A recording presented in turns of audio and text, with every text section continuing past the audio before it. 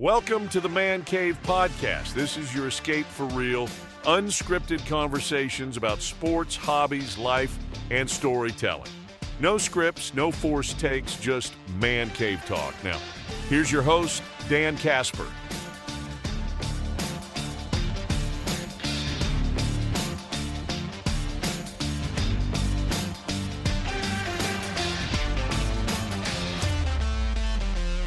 I'm excited because we've got a couple of guests joining us here this morning. And if a lot of you are like me who grew up in central Wisconsin, a little town called Medford, we always looked forward to getting this catalog in the mail, and it was Eastbay. And joining us right now are the founders of Eastbay, Art and Rick, and their new book, the Book of Eastbay, Two Friends and the Catalog That Changed the Sneaker Business Forever. They're joining us right now. Gentlemen, thank you so much for taking some time this morning. And if you're watching the video stream, I know we have a lot of listeners watching right now. They are donning their blue gold swag. So, and plus the Water Street Legends tee. I like that. That's awesome. Guys, thank you so much for joining us. Oh, thanks for having us, Dan. Yeah, Dan, we really appreciate it. So kind of you. Hey, I mean, you open up the book and you got Joe Thomas that writes the beginning. And I think his first line is, "I still remember the joy that washed over me every time the Eastbay catalog landed in our mailbox." I mean, that's what I always think about. We took it to school, looked at it, study hall with all of our friends and such. Do you guys always hear that? Do you get ever tired of hearing that same type of feeling? I don't think so. We so focused on the customers, and I think that's one of the things that made Eastbay work. We never get tired of hearing the customers being able to take advantage of the Eastbay catalog. So, and plus, with us in Medford, just about 45 minutes from Wausau and such, there was a town of 4,000. You guys were our go-to for a lot of our shoes and such. And a lot of us kind of know the story, but how did your story begin? Where did you get the idea to start this amazing business? Got lucky and got to go down to a national track meet and got down to Arkadelphia, Arkansas, and saw that there were so many shoes that we didn't have up in central Wisconsin. So that really planted the seed. So was track and field kind of your main sport, or what were you guys kind of growing up? What was your go-to sports? Well, Rick was really great in track and field. In fact, when we used to go fit schools like in Menominee, when we fit stout, he still had a couple records there in the field house. Nice. I was more of a baseball player. All right. So you guys have known each other for a long time. I mean, since birth, it sounds like, right? So I mean, you guys have had this friendship for your entire life. It's been special. It really has. Yeah, Rick's been lucky. That's for sure. I love it. So I know I'm going right to heaven at the end. So I know I was talking to you guys a little bit off the air, but for anybody watching, the Blue Gold swag, you do have a little connection for UW Eau Claire, right? Well, I graduated from Eau Claire. My wife, Barb Molinaro at the time, graduated from there. Rick's wife, Sue, went to Eau Claire. Rick was in Eau Claire long enough to probably get some sort of degree, honorary degree. And Dick Johnson, who was our vice president of merchandising and later became the president of Eastbay, and then ended up out of Little Mondovi, Wisconsin, or Wausau, Wisconsin, became the CEO and president of Foot Locker. That's amazing. So, I mean, you look at this book, and I know probably the easy question that you guys probably get a lot is, did you ever expect Eastbay to turn into to what it did when you guys first started this working on your vehicle? I can't believe it took so long. No, never. Yeah, we had so much fun working every day with the people together we had, and so many good people. We were just nose to the grindstone working and trying to get shoes to the young athletes as fast as we could that they couldn't find. But no, yeah, that was good. We've been kind of asking this morning about, for a lot of our listeners, kind of reminiscing about shoes that they had and collected. We had a listener, he owns 65 pairs of Jordans. 65 pairs of Jordans. I mean, and others have talked about that. And that. Did you guys always did you collect shoes too? Did you have a favorite brand or a cool story with an athlete that had their own brand of shoes that you'd like to share? We never collected. Art did save one pair, and then a coach called up saying that his son needed a pair, and it happened to be the exact size that Art had, and Art gave his away. But neither one of us saved any shoes. We really were focused on selling them, not collecting, which is probably stupid in the long run.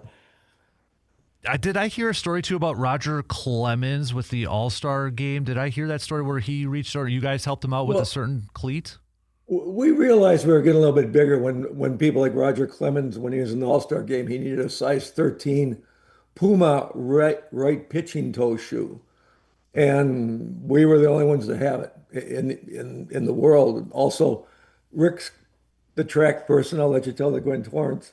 Well, Gwen Torrance, between trials and finals at the Olympics in Barcelona, got her racing spikes stolen, and so they called, the company called us because they didn't have any left, and we were able to somehow rush a pair of spikes from our warehouse to Barcelona overnight, and she wore them the next day in the finals and got second. Yeah, we had a guy get on the plane and fly him to Atlanta and meet somebody from Mizuno there. We got him that day. That's awesome. That's so cool. So your book, But there's all kinds of stories because all these professional athletes, they started as people like us. yeah. You, Dan, and just the kids, and they grew up, and so there's so many stories of how the professional athletes or how these kids became professional athletes. So the book's a fun read with that. Yeah, definitely. And, speaking of your book, the Book of Eastbay, Two Friends, and the Catalog That Changed the Sneaker Business Forever dropped yesterday. So make sure you go pick up a copy. And the cool thing, too, about this, proceeds going to help fund cancer research in children, right? Yes. And Yes. and what can you tell us a little bit of the reason you guys decided to do that?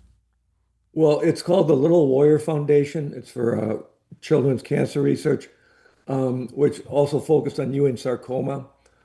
My my nephew's daughter, and it just happens a lot when you are an athlete that some things happen that you never realize you have cancer till something happens, like she broke her leg, and that's how they pick it up. Oh, man. Playing soccer, and there's so little research being done in childhood cancer. I mean, I think only 3% of the money for cancer research goes to the children, and they use such antiquated procedures. And so yeah, we're really behind it. Yeah, that's such a great cause. And thank you guys for doing that, too. I think a lot of us, cancer-wise, have been affected by it one way or the other, whether it's been directly or indirectly. It's just an awful, awful disease. Well, and sadly, a lot of these kids don't know they have it, or it Hmm. doesn't get diagnosed until they hurt something or break something playing sports or just playing in the neighborhood. And so these poor kids start off trying to become the best athlete they can and find out that their life changes dramatically. And it's a tough story. Speaking of athletes, I want to get to know you guys a little bit more. Who were some of your favorite athletes, maybe when you were growing up or a little bit younger? Who were some of your sports heroes? Well, when we were playing wiffle ball in the backyard, I was usually Mickey Mantle, and Rick was Roger Maris. So Nice. That's awesome. Not a bad duo. Not a bad duo And at all. obviously the Packers, you hear stories about Boyd Dowler and some of the things that the Packers did, Paul Hornung, Oh, yeah. there's a lot to like and a lot to learn from those guys. I we remember. got to meet one of my favorite guys ever was Ray Nitschke from the Packers. He was just a wonderful person. Oh, man. I remember I Yeah, interviewed. unbelievable. His persona on the field is totally different than what he's like off the field, and Oh, really? he was a guy that would just warm your heart from the moment you saw him. That's So he- awesome. Because, yeah, we just have these images of this middle linebacker that wants to almost tear your head off, when you kind of Yeah. look at that. So I remember I interviewed Jerry Kramer one time, and he would kind of allude to some stories with him and Paul Hornung and Boyd Dowler in their house over by Green Bay and such. Probably wouldn't be appropriate to talk about, but he'd always kind of allude to those stories. Yeah, they have a million. Yeah. Well, no pro ki- sports has come a long way. When we were growing up, the players still had part-time jobs. yeah, that's right. It's just it doesn't happen like that anymore. No, not at all. I mean, you look at this shoe game and looking at where everything's at, and whether it's basketball, cleats, baseball, everybody, the top athletes have their shoes at. From when you guys first started this to where this industry is right now, I mean, are you surprised at how big it's really grown? And I mean, my kid, for example, he's going to be 9 in June. And he's like, Dad, I want some Dames. I want some Giannis's. He's got some baseball spikes. He's looking at Bryce Harper's and such. I mean, he's going all about that. And it was like me going through your catalog as a kid. Are you guys kind of surprised to see the growth of this industry and where it's at right now? Amazed and surprised Yeah. because it's gotten so large. Things like the Bo Jackson shoes are coming back and the Yeah. Ken Griffey. So, I mean, not only do they making new shoes with new technology and everything, but there's all these shoes for all the new, like a Dame, like all the new players. But then they're bringing back all the stuff from the old guys too. So Right. all the nostalgia shoes, and it's great colors. Yep. So yeah, it's pretty amazing. And Jordan's even still sticking around too. So, I Yeah. mean, Well, and the nice, sort of interrupt, the nice part of it is that these years, the 80s and the 90s, it's the firsts. It's mhm. it's the first for an air shoe. It's the first for a signature shoe from an athlete. It's You can go on and on. It's the first time ESPN started. It's the first time you got to watch Monday Night Football.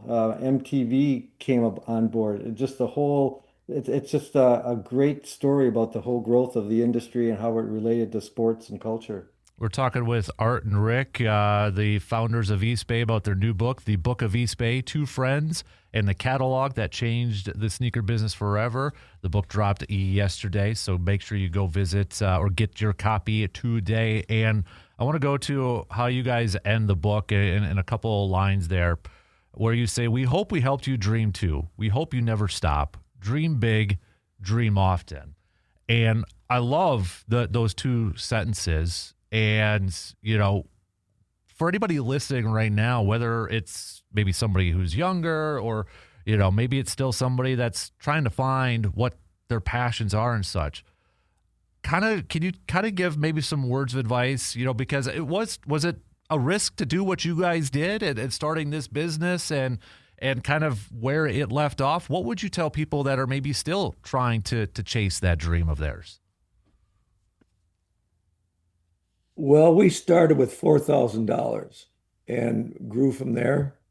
Luckily, we had a great support group and our wives, Barb and Sue, and they supported us. I don't think we made any money, maybe $5 a week for 3 years, 4 years. Mm-hmm. And I was teaching. It wasn't to the 50. I remember looking over at Rick saying I could have been making a lot of money teaching the last 5 years, but then things changed around for us pretty well. And without their support, you have to have some support from someone so you can take your time and find where you're going and where the niche is and just keep following the thread.